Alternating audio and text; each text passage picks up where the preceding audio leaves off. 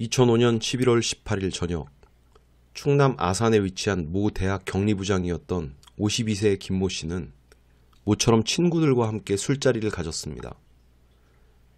오후 8시 30분경 택시를 타고 들어가겠다고 통화한 김 씨는 들어올 시간을 훨씬 넘겨서도 천안시 쌍용동에 위치한 자신의 집에 돌아오지 않았습니다. 10시 30분이 되어서야 김 씨는 다시 전화를 합니다. 집 근처에 있는 찜질방에 있다며 늦을 것 같다는 내용이었죠. 이후 다음날 오후까지 김 씨와의 연락이 되지 않습니다. 그런데 다음날 저녁 6시 무렵 김 씨의 집으로 택시기사 한 명이 찾아옵니다. 철 진한 청첩장 뒷면에 적어놓은 김 씨의 메모를 전달하기 위해서였는데요. 이 편지에는 21일 오후 4시에 현금 5천만 원을 아들의 차에 싣고 역에서 기다려라. 돈을 받으러 가는 사람에게 5천만 원을 전달해달라. 이런 내용이 쓰여 있었습니다. 김 씨의 아내는 경찰에 납치 사실을 신고했고 사건을 접수한 경찰은 요구한 돈을 준비해서 기다리자고 합니다. 약속한 시각, 돈을 받기 위해 나타난 사람은 범인이 아닌 퀵서비스 기사였습니다. 경찰은 협조를 구하고 퀵서비스 기사의 뒤를 쫓았는데요. 그는 성정동이라는 곳에 위치한 모 식당으로 돈가방을 옮겼습니다. 경찰은 다시 이 돈가방을 찾으러 오는 사람을 기다렸겠죠. 그런데 이번에도 돈가방을 찾으러 온 사람은 범인이 아니고 또 다른 택시기사였습니다. 범인은 자신의 모습을 드러내지 않은 채 다른 이들을 시켜서 상황을 확인하는 중이었던 겁니다. 이 택시기사는 복명동에 위치한 한 포장마차로 돈가방을 옮겼고 경찰은 그 뒤를 쫓습니다. 그리고 이 돈가방을 찾으러 오는 사람은 없었습니다. 범인이 경찰의 움직임을 포착했거나 뭔가 수상한 느낌의 발을 뺀 것이었습니다. 이 사건이 모티브가 된 영화 악인전에서도 이러한 숨바꼭질은 묘사가 되어 있었는데요. 영화에서 살인범을 연기한 김성규 배우가 멀리서 상황을 지켜보다가 추격전을 벌이며 도주한 것과는 달리 실제 사건에서는 범인의 흔적을 찾을 수가 없었다고 합니다. 그래도 경찰은 이 사건을 계속 수사합니다. 용의자가 사용한 휴대전화를 통해 추적하는 한편 편지를 전달해준 택시기사를 상대로 몽타주를 작성하기도 했죠. 이처럼 다양한 방법으로 용의자를 쫓던 중 처음에 돈가방이 배달됐던 성정동의 식당에 범인들이 실제로 방문했었다는 것을 확인하고 그곳에서 용의자의 지문을 채취할 수 있었습니다. 한 달이 넘게 지나서 12월 26일 서울의 한 병원에 입원 중이었던 용의자 김종인이 검거됩니다. 그는 공범이었던 라재영에게 모든 사건의 혐의를 넘겨버립니다. 자신은 절도에만 가담했으며 라재영이 김 씨를 살해했다. 라재영이 그를 죽여서 어디에 유기했다고 하더라. 나는 전에만 들었지 잘 모르겠다.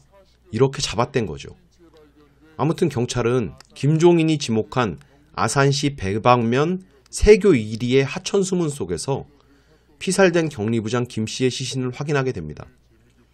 그는 납치 43일 만에 목이 졸리고 얼굴과 팔이 훼손된 시신이 되어서야 돌아온 것이었습니다.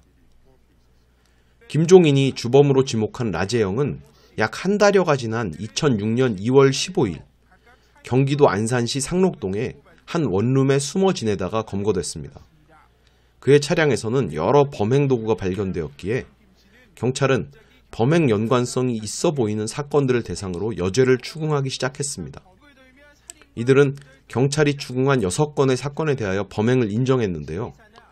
지난 2005년 3월 충북 청원군 오창면에서 최모 씨를 살해하고 현금 인출을 시도한 사건, 7월 1일 성북구에서 강도 살인 미수를 벌인 사건 등에 대해서 현금 인출기 CCTV에 찍힌 김종인의 손등 정맥을 대조하여 동일인임을 확인하고 추궁한 결과였기에 어쩔 수 없이 인정한 범행들이었습니다. 그들은 외제차를 노려 뒤에서 추돌한 뒤 차에서 내린 피해자를 결박하여 살인하는 수법 등으로 범행을 저질러 온 것이었습니다. 마치 영화 악인전에서 묘사된 것과 매우 유사한 범행 수법이었죠. 김종인과 라재영은 서로에게 범행을 미루었지만 2건의 강도살인과 1건의 강도살인 미수 사건에 있어서 뚜렷한 증거가 있던 김종인 쪽이 범행을 주도한 것으로 보였기에 김종인에게는 사형, 라재영에게는 무기징역이 선고되었습니다. 이렇게 사건이 마무리되는 듯 했습니다만 자신은 억울하다며 대법원에 상고한 김종인은 다시 의외의 상황을 만들어버립니다. 대법원 최종 선고를 앞두고 있던 2007년 1월 대전교도소에 수감 중이던 김종인은 천안경찰서로 자필 편지 한 통을 보냅니다. 그 편지의 내용은 그야말로 충격적인 것이었는데요. 지금까지 밝혀진 범행 이외에도 추가 범행이 무려 12건, 그리고 그 와중에 7명을 더 살해했다는 충격적인 내용이었습니다. 더구나 자신의 친형 김기훈과 친구 이기준 등 2명의 공범이 더 있다는 사실도 밝혔습니다. 김종인의 진술에 따르면 중학교 동창인 김종인과 라재영은 2004년 9월에 우연히 다시 만나게 되었고 서로 일이 잘 풀리지 않는 신세를 한탄하다가 범죄로 눈을 돌리게 되었다고 합니다. 그들은 범행에 앞서 치밀한 계획을 세웠고 범행 대상을 물색하고 철저한 준비와 역할 분담에 따라 범행을 저질러 갔습니다. 하지만 그들의 범행은 많은 피해를 낳았을 뿐 그들이 노리던 돈이라는 결과에 있어서는 그리 성공적이질 못했습니다. 2005년 2월 15일 충남 당진에서 개사육장을 하던 김모 씨의 경우 갑자기 큰 돈이 생겼다더라 하는 뜬소문을 듣고 그를 범행 대상으로 삼아 유인한 뒤 머리를 몽키 스패너로 내리쳐서 살해했는데 정작 그에게서 탈취한 돈은 채 30만 원이었습니다. 열흘 뒤인 2월 25일 외제차를 타고 다니던 34살 이모 씨의 동선까지 파악해서 접촉사고를 위장해 이 씨를 제압합니다. 바로 이 사건이 영화 악인전에서 묘사된 마동석을 대상으로 한 범행이라고 할 수 있는데요. 실제 사건에서는 마동석이 아니었던 피해자는 범인들에게 흉기로 온몸을 찔려 잔인하게 살해당했습니다. 그런데 이 사건에서도 김종인과 라재영이 무고한 피해자를 죽이고 빼앗은 돈은 단돈 4만 원이었죠. 다시 열흘 뒤인 3월 5일 충북 청원군에서 역시 외제차를 노려 최모 씨의 차량을 고의로 추돌한 두 범인은 최 씨를 흉기로 위협하여 케이블 타이로 결박한 뒤 피해자가 갖고 있던 현금 카드로 현금 인출을 시도하였지만 계좌에 잔액이 없자 최 씨를 목졸라 죽입니다. 앞서 말했듯이 이 사건에서 현금 인출기 CCTV의 손등 정맥이 그들의 발목을 잡은 일이었고요. 이 사건 이후 그들은 김종인의 친형 김기훈을 범행에 끌어들여 함께 범죄를 저지르게 됩니다. 실질적으로 4월 이후에 저지른 범죄는 이들 두 형제가 주도적으로 저지른 것들이 대부분인데요. 김종인의 형 역시 김종인과 비슷하게 사업 실패, 이혼 등 순탄하지 않은 생활을 해온 것으로 알려졌고 김종인이 경제적으로 몰락하게 된 계기인 키토산 약품 판매 사업을 권유하는 등 동생에게 마음의 빚이 있었던 한편 그 역시도 범죄에 대한 경제적인 동기가 있었던 것으로 보입니다. 4월 27일 남양주시 진건읍에서 서울 수유동에 거주하던 택시기사 김모 씨를 살해, 5월 5일엔 하남시 감북동에서 서울 대치동에 거주하던 택시기사 백모 씨를 살해, 5월 17일엔 서울 중랑구 면목 사동에서 슈퍼마켓 주인 주모 씨를 살해, 5월 27일 서울 송파구 방이동에서 재미교포 유모 씨를 살해, 7월 12일 서울 송파구 석촌동에서 전기검침원을 사칭하여 집안으로 침입한 뒤 주부 최모 씨를 살해하는 등 이들 형제는 살해 5건, 강도 2건의 범죄를 저지릅니다. 그러나 이렇게 많은 사람들의 목숨을 뺏고서 그들 형제가 쥔 돈은 겨우 1,000만 원 정도에 불과했습니다. 그래서 이번엔 정말 큰 돈을 벌어보겠다고 11월에 대학 격리부장을 라재영과 함께 납치했는데 그만 경찰의 추적을 받게 된 것이었고요. 이 무렵 김종인의 형 김기훈이 병 때문에 빠지게 되자 이번엔 범죄에서 한 발 물러서 있던 라재영이 공사장에서 일하며 알게 된 이기준을 공범으로 끌어들입니다. 이들 셋은 격리부장 납치 사건으로 경찰의 추적이 계속되는 와중에도 범행을 멈추지 않았습니다.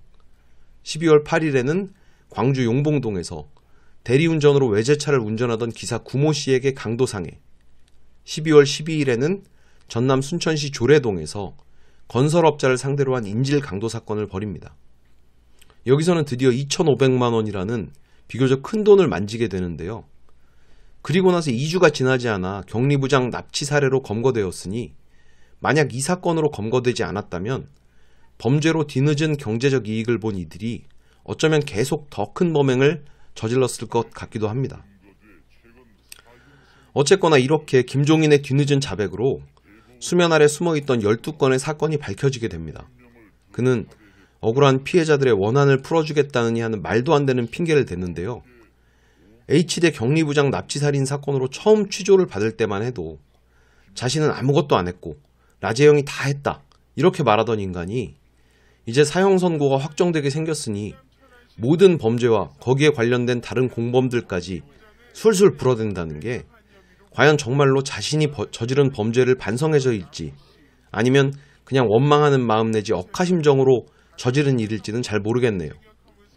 그러나 그의 의도가 뭐였든 의문의 범죄 피해가 제대로 밝혀지고 강력사건에 연루된 범인들이 제대로 체포되어서 벌을 받게 되었다는 건 다행스러운 일이라고 봐야 할 것 같습니다.